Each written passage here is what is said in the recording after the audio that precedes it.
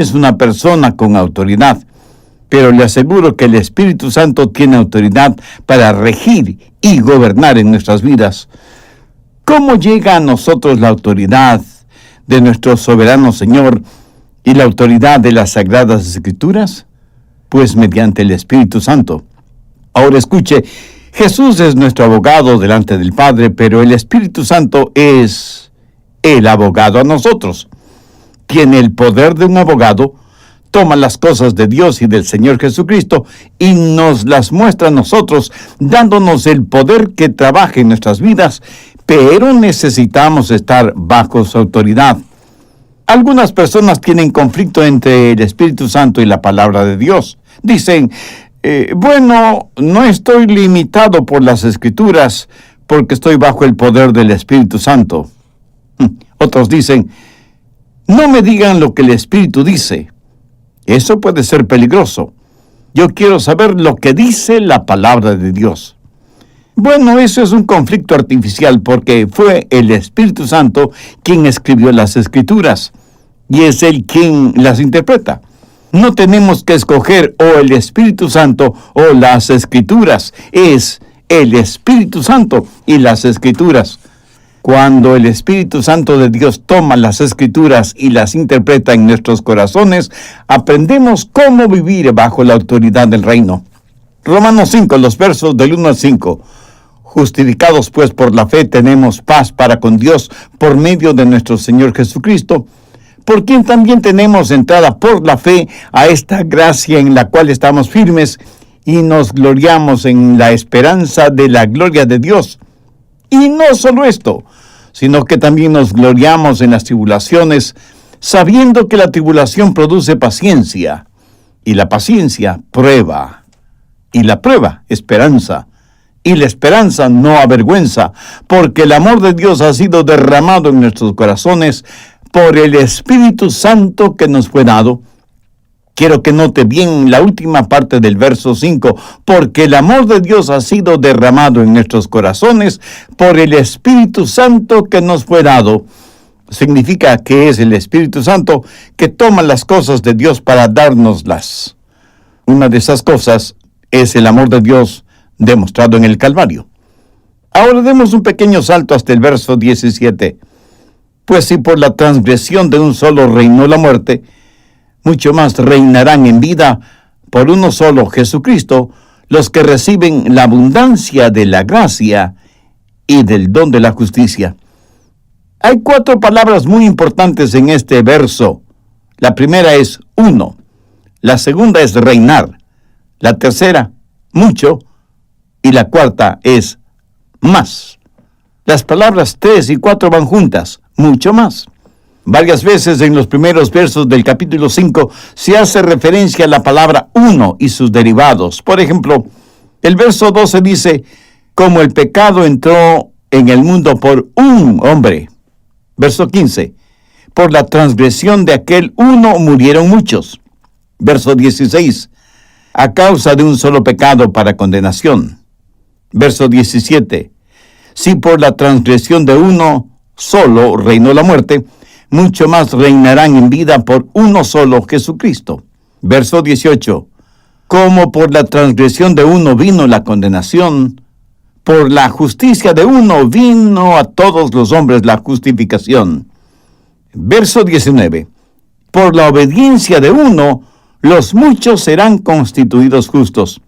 En cuanto a la palabra reinar, verso 14, no obstante reinó la muerte. Verso 17. Si por la transgresión de uno solo reinó la muerte, mucho más reinarán en vida por uno solo. Verso 21.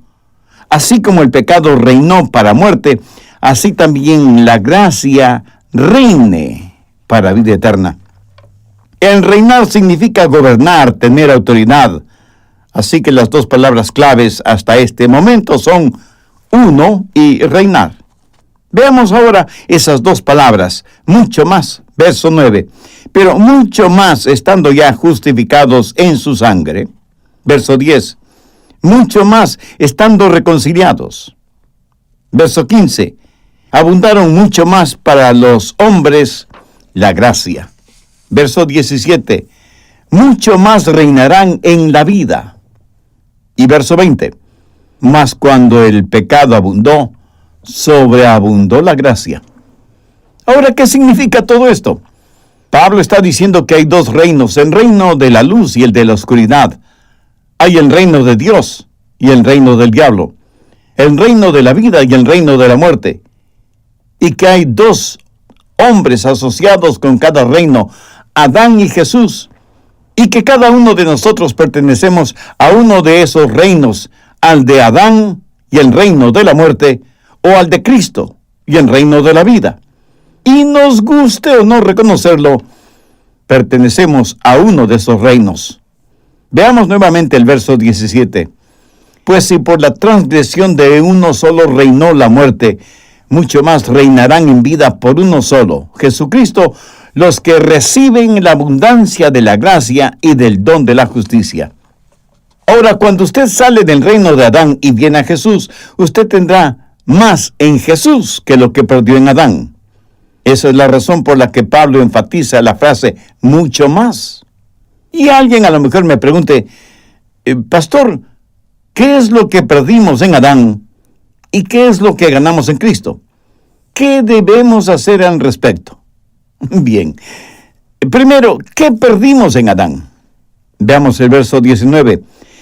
Porque así como por la desobediencia de un hombre los muchos fueron constituidos pecadores, así también por la obediencia de uno los muchos serán constituidos justos. ¿Quién desobedeció? Adán. ¿Quién es el que obedeció? Jesús. ¿Qué es lo que recibimos de Adán? Recuerde que Adán representa toda la raza humana. A él Dios le dio el dominio sobre la tierra, pero Adán, al desobedecer, se volvió esclavo del diablo, y nosotros somos la descendencia de Adán. Recuerde que el hijo de un esclavo será un esclavo, y el nieto de un esclavo será esclavo, y así de generación en generación. Adán, al volverse esclavo, el pecado tiene dominio sobre aquel que debe tener dominio sobre la tierra. Y porque estamos en Adán y no tenemos el nuevo nacimiento, nos identificamos con él en su esclavitud. Se habla mucho de que somos a la imagen de Dios. Pero mire a su alrededor.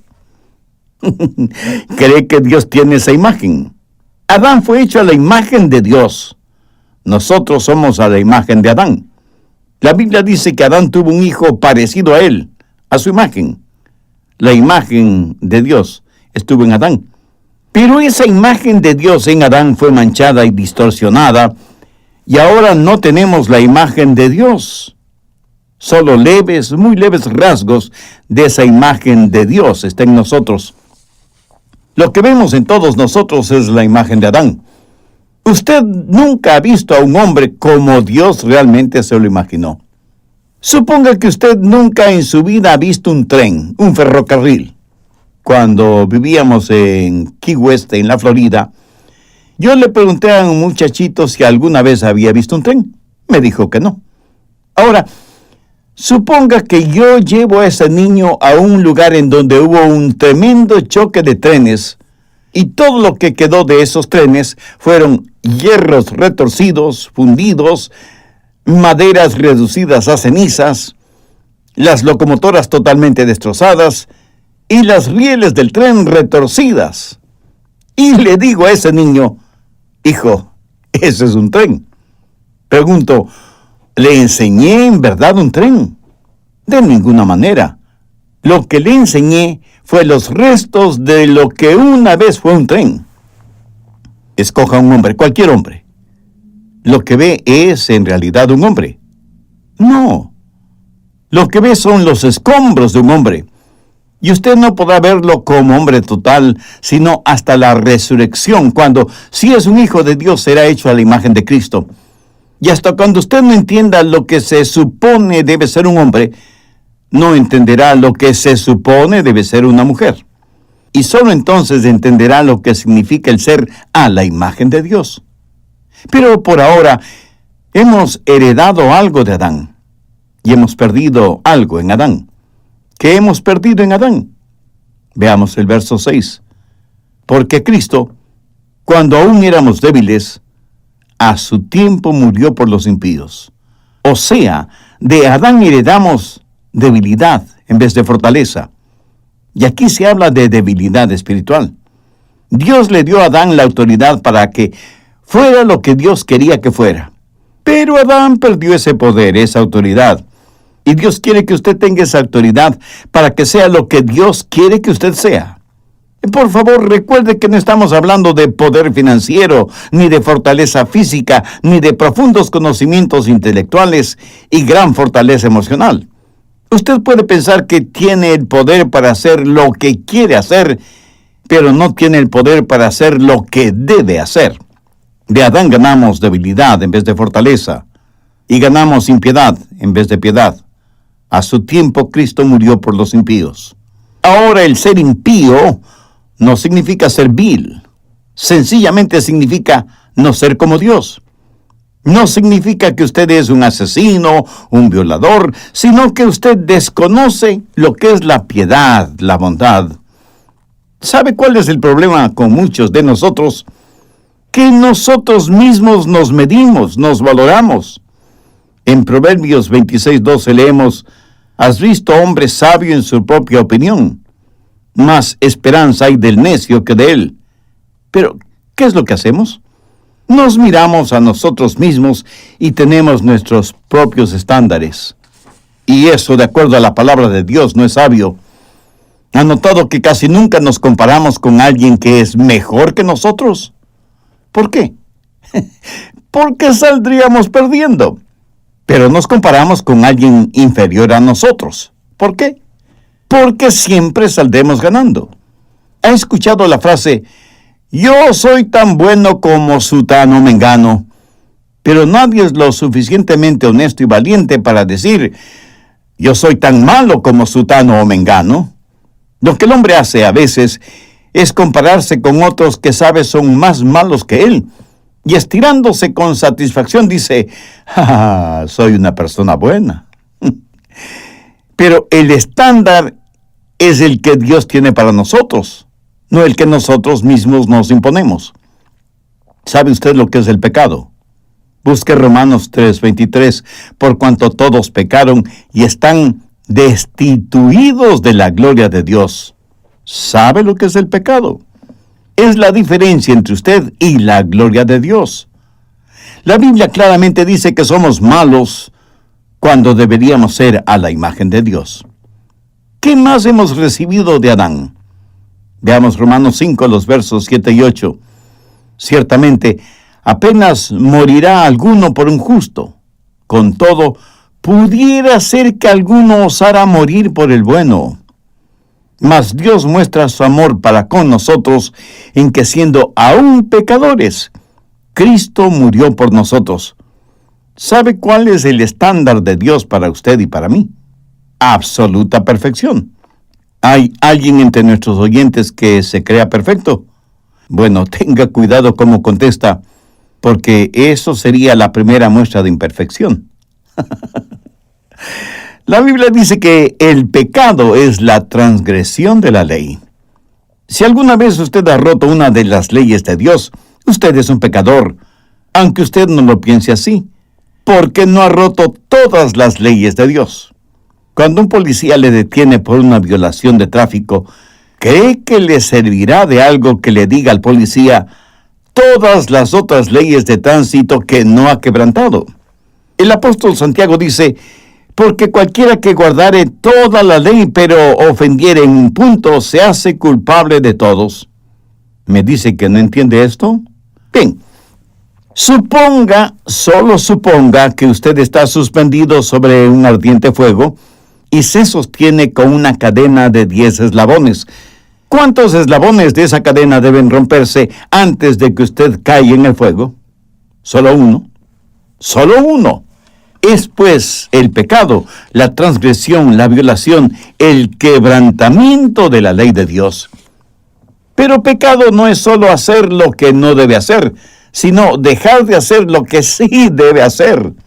El apóstol Santiago lo dice muy claramente: al que sabe hacer lo bueno y no lo hace, le es pecado.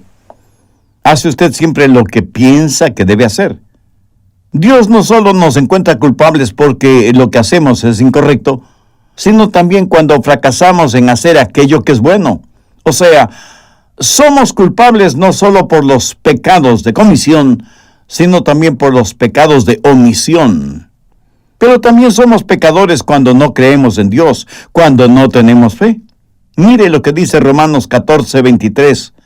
Todo lo que no proviene de fe es pecado. Me dice que usted tiene perfecta fe y que nunca ha dudado de Dios, que nunca ha hecho nada sobre lo que tiene dudas. Escuche nuevamente lo que dice la Biblia. Todo lo que no proviene de fe es pecado. La incredulidad es el más grande de todos los pecados, que le condenará y mandará a su alma al infierno. No hay pecado peor que el apuntar el revólver de la incredulidad hacia la cruz y disparar. Pero la Biblia enseña algo más sobre el pecado, y quiero que me oiga con mucha atención. La palabra de Dios enseña que la bondad humana es un pecado. Por favor, no comience a tirarme piedras espirituales hasta que no termine de explicar este punto. ¿De acuerdo? Busque Proverbios 21:4. Altivez de ojos y orgullo de corazón y pensamiento de impíos son pecado. ¿Qué quiere decir esto? Quiere decir que cuando un hombre con arrogancia pone el arado en la buena tierra de Dios, cuando toma la semilla que germinará, porque hay un milagro encerrado en cada semilla, y la pone en la tierra, y de esa pequeña semilla surge la vida, y el sembrador depende de la lluvia de Dios para que las semillas germinen, y sin embargo en su arrogancia y orgullo nunca da gracias a Dios, de quien proviene toda dádiva perfecta. Eso es altivez de ojos y orgullo de corazón y pensamiento de impíos. ¿Son pecado? Todo lo que un hombre no salvo hace sin Dios es pecado y contamina todo cuanto toca. Escúcheme, la bondad humana es la peor maldad cuando se vuelve un sustituto de la fe y del nuevo nacimiento. Permítame repetir esto para que lo comprenda muy bien. La bondad humana es la peor maldad cuando se vuelve un sustituto de la fe y del nuevo nacimiento. Bien, guarde sus piedritas espirituales para otra ocasión. ¿Qué es lo que recibimos de Adán? Debilidad, maldad, pecaminosidad, ira en vez de aprobación. Volvamos a Romanos 5:9. Pero mucho más, estando ya justificados en su sangre, por él seremos salvos de la ira. La última parte de este versículo hace referencia a la ira de Dios. Eso es algo que en nuestro mundo actual ya no se escucha. Pero existe la ira de Dios. Y la ira de Dios significa condenación. La gente tiene varias ideas de lo que les sucederá a los pecadores muertos en Adán. Pero la Biblia dice que en Adán todos mueren. La Biblia no enseña la reencarnación, ni que hay otras oportunidades de salvación después de la muerte. Tampoco enseña el aniquilamiento, o sea que usted cuando muere simplemente se desintegra. Y ahí termina todo. La Biblia tampoco enseña que la salvación es universal y que eventualmente todos los seres humanos serán salvos, sea que crean o no, sea que tengan fe o no. Desde ese punto de vista, hasta los más acérrimos ateos se salvarán, aunque no quieran ser salvos. En cambio, la Biblia sí enseña que si usted muere fuera de la obra redentora de Cristo, si muere como un hombre natural, si muere en Adán, con seguridad tendrá que enfrentar el justo juicio de Dios. Será procesado, encontrado culpable y condenado al infierno. Yo no sería un buen siervo de Dios, yo no sería un buen amigo suyo si no le dijera estas cosas. ¿Qué más recibimos de Adán? Guerra en vez de paz. Mire el versículo 10. Porque si siendo enemigos fuimos reconciliados con Dios. ¿Sabía que si usted está en Adán es enemigo de Dios? ¿Sabe lo que es el pecado? Pecado es la más alta traición contra el Rey del cielo. Pecado es el puño cerrado en el rostro de Dios. Y si alguien me dice, pastor, yo no soy enemigo de Dios. Tal vez no sea salvo, pero no soy enemigo de Dios. Es cierto que no he entregado mi corazón a Cristo, pero no soy enemigo de Dios. Bueno, ¿qué es lo que Jesús tiene que decir al respecto? Busque Mateo 12:30. El que no es conmigo, contra mí es. Y el que conmigo no recoge, desparrama. Una de dos cosas. O está con Cristo, o está en contra de Cristo. No se puede ser neutral en este asunto. Pilato trató de serlo y fracasó miserablemente. Si usted que me está escuchando no está 100% por Cristo, está 100% en contra de Cristo. Y todo esto lo recibimos de Adán. Ahora estoy seguro que alguno de ustedes dirá, no me gusta eso. ¿Por qué yo debo ser responsable por lo que Adán hizo? Y a decir verdad, lo que Adán hizo no tiene absolutamente nada que ver conmigo. Oiga, ¿de verdad piensa de esa manera? Permítame hacerle una pregunta. Si Adán no hubiera tenido hijos, ¿dónde estaría usted? Así que no me diga que lo que hizo Adán nada tiene que ver con usted. Y si me dice que no quiere ser encontrado culpable por el pecado de Adán, ¿qué de sus propios pecados? ¿Hay alguna persona que pueda decir que nunca ha pecado? Y no se preocupe por el pecado de Adán. Usted tiene sus propios pecados por los cuales debe preocuparse. Si usted hubiera estado en el lugar de Adán, le puedo asegurar que hubiera hecho lo mismo que él hizo. Y si me pregunta, ¿es Dios justo dejándonos sufrir por el pecado de Adán? Le respondo que Dios no solo es justo, sino que es misericordioso y sabio. Ahora, porque fuimos condenados por un hombre, podemos ser salvados por un hombre. Escúcheme, si no estuviéramos en Adán, nunca podríamos estar en Cristo. Veamos lo que dice Pablo en 1 Corintios 15:22. Porque así como en Adán todos mueren, también en Cristo todos serán vivificados. Hemos estado hablando de lo que perdimos en un hombre, Adán. Ahora veamos lo que ganamos en otro hombre, Jesús, sabiendo que ganamos muchísimo más con Cristo que lo que perdimos con Adán. En primer lugar, hay mucho más de nuestra justificación. El verso 9 dice, pues mucho más estando ya justificados en su sangre, por él seremos salvos de la ira. Ahora, ¿qué significa ese mucho más? Que estamos positivamente justificados. Cuando pensemos en la cruz, debemos recordar tres palabras: justicia, misericordia y gracia. Justicia es Dios dándonos lo que merecemos, o sea, el juicio. Misericordia es Dios no dándonos lo que merecemos. Y gracia es Dios dándonos lo que no merecemos. Estas tres palabras las encontramos en el Calvario. Cuando mis pecados fueron puestos sobre el Señor Jesús, la justicia de Dios fue satisfecha. La culpa de mi pecado fue pagada totalmente. Por lo tanto, no tengo que enfrentar la ira de Dios, porque Él me protege con su misericordia. Pero entonces, cuando Él me justifica, me otorga su gracia. Y todo esto por medio del Señor Jesucristo. Ese es el significado del mucho más de nuestra justificación. Ahora veamos el mucho más de nuestra reconciliación. En el verso 10, porque si siendo enemigos fuimos reconciliados con Dios por la muerte de su Hijo, mucho más, estando reconciliados, seremos salvos por su vida. Cuando Jesús murió en la cruz, se dio por nosotros, pero cuando envió al Espíritu Santo, se dio a sí mismo a nosotros. Y ahora tenemos esa comunión con Dios que fue interrumpida cuando Adán pecó. Estamos reconciliados. Ahora quiero que entienda bien lo siguiente. No es Dios quien se reconcilia. Dios no necesita ser reconciliado. Nosotros somos reconciliados con Dios. En esto, ¿cómo es que nosotros tenemos mucho más de lo que Adán tuvo? Adán caminó con Dios en el jardín del Edén. Pero yo tengo el Espíritu Santo de Dios en mí. Y eso, mi amigo, eso es mucho, mucho más.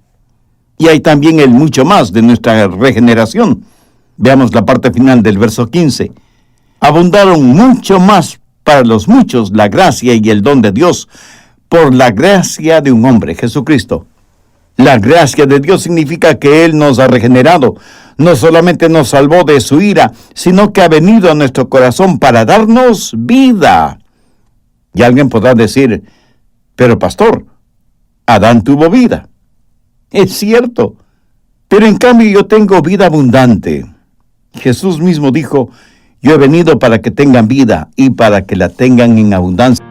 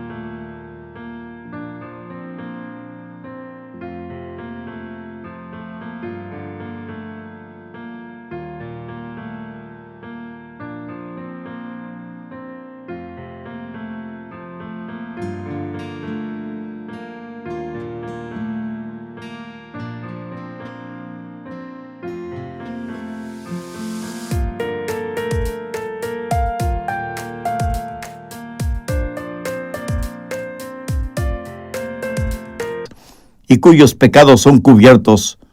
Sus pecados son enterrados en la tumba del olvido de Dios y nunca jamás serán sacados a la superficie. No solo que Dios perdona mis pecados, no solo cubre mis iniquidades, sino que Dios no me culpa de pecado. Algunas personas dicen, si vivo una vida lo suficientemente buena, cuando muera espero ir al cielo. Bueno, lo más seguro es que no lo logrará porque no ha entendido lo que es el pecado. Yo no confiaría en los más excelentes 15 minutos de mi vida para ser salvo.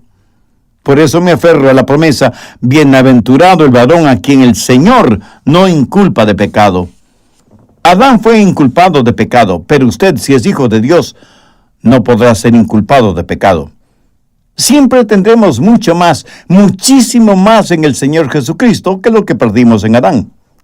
Pero aún hay algo más, y lo encontramos en Romanos 5, los versos 20 y 21. Pero la ley se introdujo para que el pecado abundase, mas cuando el pecado abundó, sobreabundó la gracia, para que así como el pecado reinó para muerte, así también la gracia reine por la justicia para vida eterna mediante Jesucristo, Señor nuestro.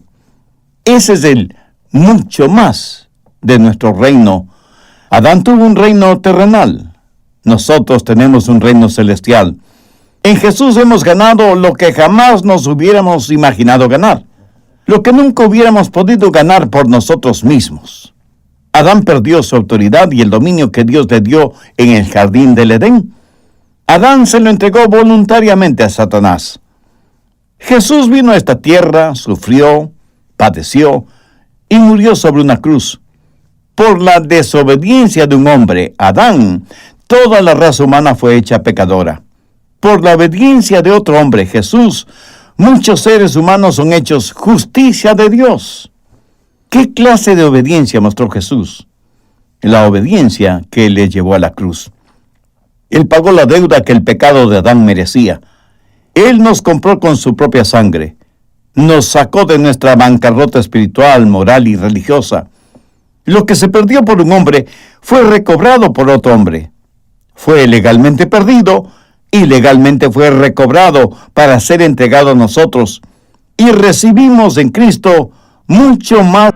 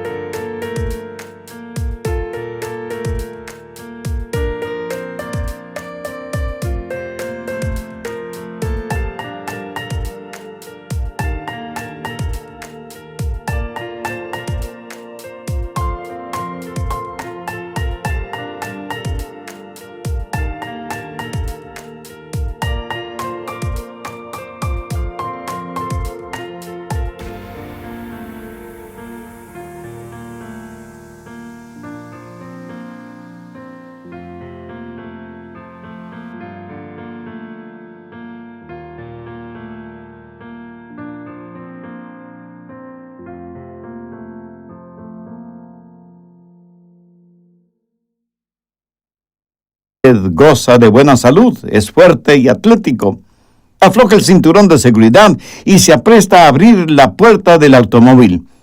Ese instante usted tiene que hacer una decisión. Puede quedarse en el carro y morir con toda seguridad, o abrir la puerta, saltar del carro y vivir. Ahora, suponga que usted dice, no voy a tomar ninguna decisión. Entonces morirá, porque no tomar una decisión es en sí misma una decisión. Ahora escúcheme, está en Adán y no tuvo que decidir acerca de eso. Es de la descendencia de Adán, y en Adán todos mueren. ¿Sabe cuál es la decisión que debe tomar ahora? Debe decidir por Cristo. Pero esa es su decisión. Y si no toma la decisión correcta, está decidiendo morir. Usted ya está bajo condenación de muerte. Usted ya está en Adán. Y lo que debe hacer, y Dios me ha permitido que se lo diga por medio de este programa, es hacer una decisión por Cristo. Cuando usted toma la decisión por Cristo, está decidiendo por la vida abundante y eterna. Y recuerde que en relación con Cristo, nadie puede ser neutral. Jesús dijo, el que no es conmigo, contra mí es, y el que conmigo no recoge, desparrama. Si usted desea hacer una decisión por Cristo, la puede hacer ahora mismo. Le voy a guiar en una pequeña oración para que usted la diga con sus propias palabras. Recuerde que orar es conversar con Dios. Si quiere, puede orar en voz alta o en voz baja, o silenciosamente si lo prefiere. A Dios no le impresionamos ni por el volumen de nuestra voz, ni por el dominio gramatical del idioma. Sencillamente diga, y querido Dios, me acerco a ti, reconociéndome pecador y perdido, necesitado de tu perdón y guía. No vengo en busca de tu juicio, sino de tu gracia, de tu misericordia. Señor Jesús, religiosamente he sabido que moriste en la cruz, pero ahora sí entiendo que lo hiciste para pagar con tu propia vida la enorme deuda por mis pecados, y te agradezco por amarme de esa manera. No entiendo esa clase de amor completamente, pero lo acepto con gratitud. Por eso te invito a que vengas a morar en mi corazón y seas mi Salvador y mi Señor. Te suplico me perdones, me limpies, me salves, y hagas de mí la clase de persona que tú quieres que sea. Lo pido en tu santo nombre. Amén. Si